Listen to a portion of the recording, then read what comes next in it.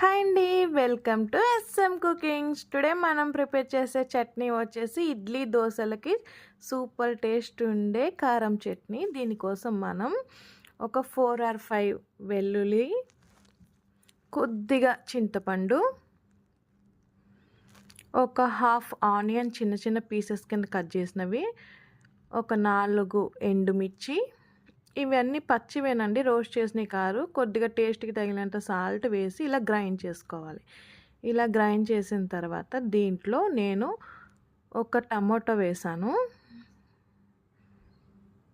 ఇలా ఒక టమాటో కూడా వేసి పేస్ట్ చేసిన తర్వాత ప్యాన్ పెట్టి ప్యాన్లో ఆయిల్ హీట్ అయిన తర్వాత 1 టేబుల్ స్పూన్ ఆవాలు,